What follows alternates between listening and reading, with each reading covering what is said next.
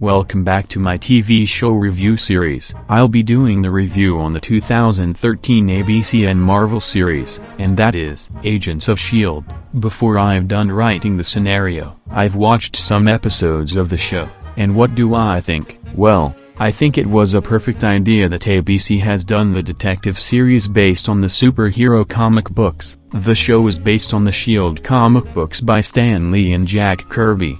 The show is airing on ABC, and streaming on Disney+, Hulu, Apple TV, and Amazon Prime Video. The first season follows S.H.I.E.L.D. agent Phil Coulson after the events of the Avengers as he puts together a small team of agents to handle strange new cases.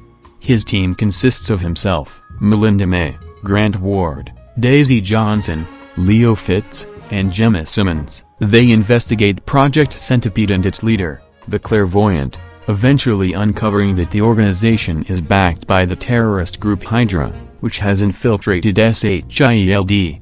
In the second season, following the collapse of S.H.I.E.L.D. in Captain America, the Winter Soldier, Coulson becomes director of the organization and is tasked with rebuilding it while dealing with Hydra, a faction of anti-superhuman S.H.I.E.L.D. agents, and a newly revealed superhuman race called the Inhumans. During the third season, Coulson begins a secret mission to assemble the Secret Warriors, a team of Inhumans, as Hydra restores its ancient Inhuman leader Hive to power.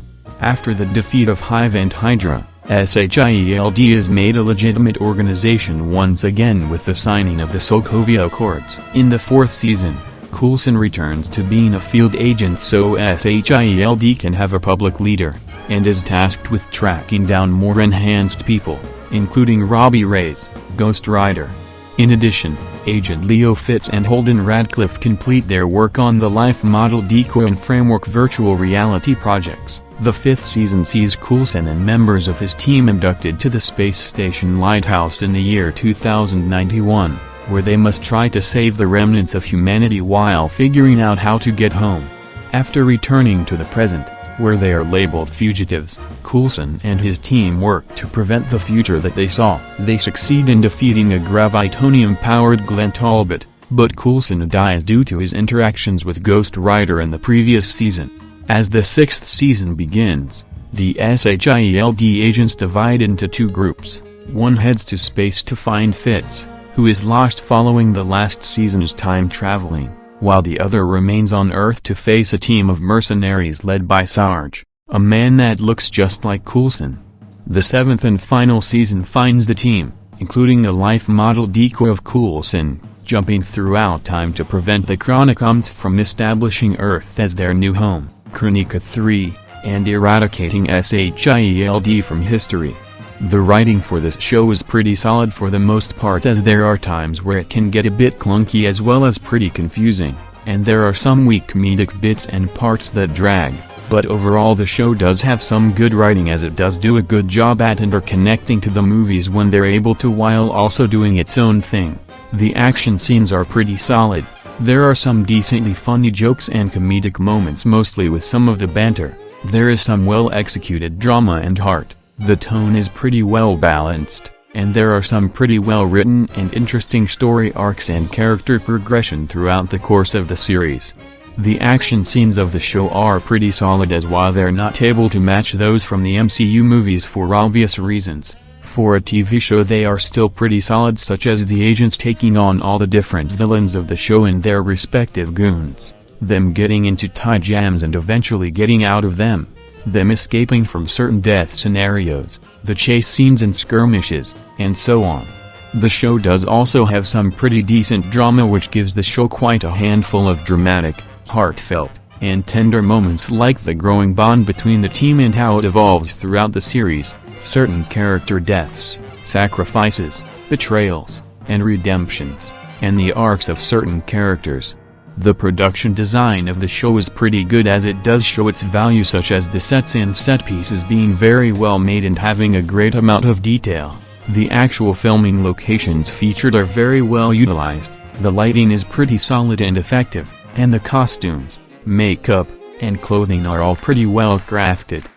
The special effects, for a TV show, do look pretty decent, as while some can look a bit too fake. They do mostly still look pretty well crafted, such as the CG enhanced backgrounds, the powers and abilities of certain characters, the gunfire and destruction, the lasers, the fire and explosions, the occasional blood, and more.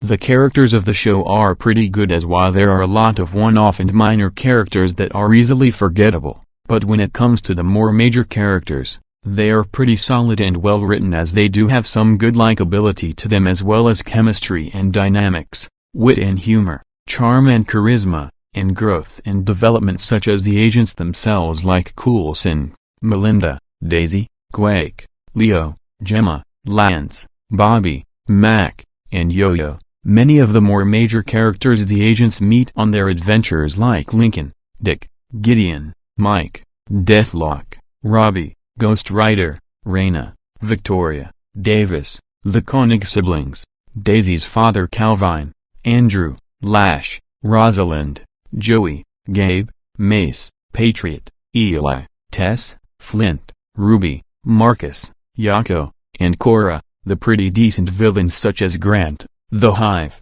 Holden, Garrett, Gravitron, Whitehole, Absorbing Man, Agent 33, Jiang, Werner von Strucker, Madam Hydra, Hellfire, Nathaniel, Senator Nadir, The Superior, Malachi and the Chronicoms, Cassius and his Kree followers, General Hale, Sergeant Ho's followers like Snowflake and Pax, Isol, and Freddy, and some pretty solid cameos and guest appearances from some of the movie characters like Nick Fury, Maria Hill, Peggy Carter, the Howling Commandos, Sif, and yes, even Stan Lee.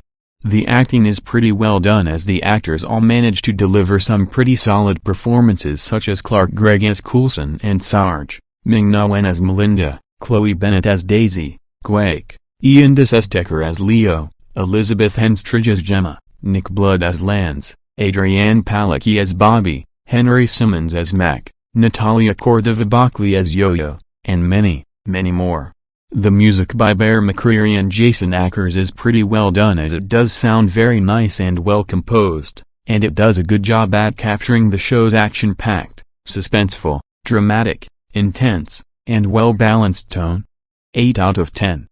Despite some quirks, for the first TV series from the Marvel Cinematic Universe, it's pretty well done, as there is quite a bit to admire about it. If you have the time, give it a watch.